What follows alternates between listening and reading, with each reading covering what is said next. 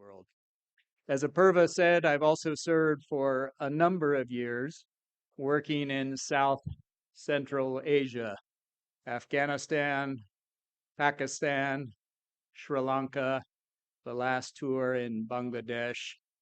And I've worked for a period of 8 years, 3 different points in my life, based out of New Delhi. So I understand a little bit about South and Central Asia, and many people often ask me, so what have you seen that's changed over the years? And of course, many things have changed in terms of the population, in terms of economic growth, in terms of social opportunities. Some things haven't changed at all. The warmth of the people in these countries, the hospitality, and I'll pause briefly and welcome our mission director, Veena Reddy.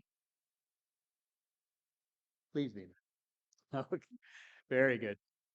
So again, some things have not changed at all. When you look at civilizations that stretch back thousands of years, what else has not changed is that South Asia in particular remains such a dynamic place, so full of opportunity. And I would argue that the clean and renewable energy sector represents one of those sectors where there is great opportunity. The South Asia Clean Energy Forum focuses on the concept of partnership. It recognizes that none of us, whether from government, private sector, civil society, has sufficient resources to address all of these many opportunities.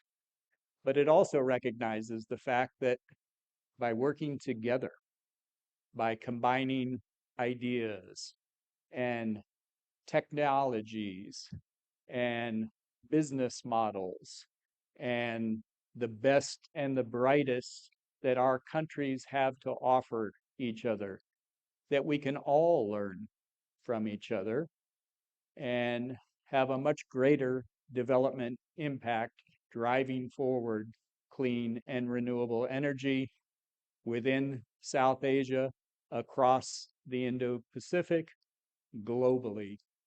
We can all learn lessons from each other. And this spirit of partnership is reflected between our governments as well. In the US government, we work in a spirit of cooperation across the interagency. USAID, working with our colleagues from State Department and Department of Energy and Foreign Commercial Service and US Trade and Development Agency and others, working with multiple government agencies in India and other countries. Here, my office works most closely with the Ministry of Power, the Ministry of New and Renewable Energy, the Ministry of Railways, Niti Aayog, again, recognizing that by working together, we can make more efficient use of our resources and we can have a greater development impact. The leaders of our respective countries have signaled their intent. President Biden and Prime Minister Modi launched what's called the US-India Climate and Clean Energy 2030 Agenda Partnership. Again, in a spirit of partnership. And underneath that 2030 agenda, there are two main tracks, the Strategic Clean Energy Partnership and the Climate Action and Finance Mobilization Dialogue, each divided up into different pillar working groups. I'm so pleased that we have the Vice Chairman from Niti Aayog joining us today because they co-chair one of these working groups along with USAID focusing in on sustainable growth.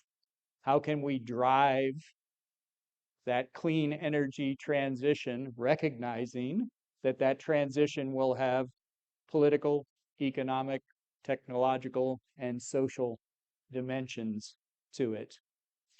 And we're also joined today by our colleagues from the Department of Energy National Energy Labs. We had a soft launch yesterday of what's called the South Asia Group for Energy, which is USAID's continuing relationship with DOE national labs. In this case, the National Renewable Energy Lab, Lawrence Berkeley National Lab, and Pacific Northwest Lab. SAGE and the DOE labs have been working very, very closely with NITI Aayog under this sustainable growth pillar. We also, USAID, co-chairs the Renewable Energy Pillar Working Group under SCEP in association with the Ministry of New and Renewable Energy. And we co-chair the Adaptation and Resilience and Forestry Pillar Working Groups under the other track, the Climate Action and Finance Mobilization Dialogue. The point is, again, by all working together, by structuring our resources and bringing together our scientists, our researchers, our representatives from the private sector and civil society and government, we can drive forward the policy agenda, we can bring in new technologies, we can identify the best approaches to move forward with clean and renewable energy. We're also joined by Dr. Ajay Mathur, the Director General of the International Solar Alliance. The United States is a proud member, along with India, of ISA. And you'll be hearing more about ISA and Dr. Mathur's emphasis on renewable energy, which stretches back decades as well. We've had a close working association over the years in his various avatars, and it's wonderful to continue that close collaboration. So again, welcome to all of you to celebrate this spirit of partnership, to determine what collectively we can all do together to drive forward clean and renewable energy in South Asia. Dhanyavad.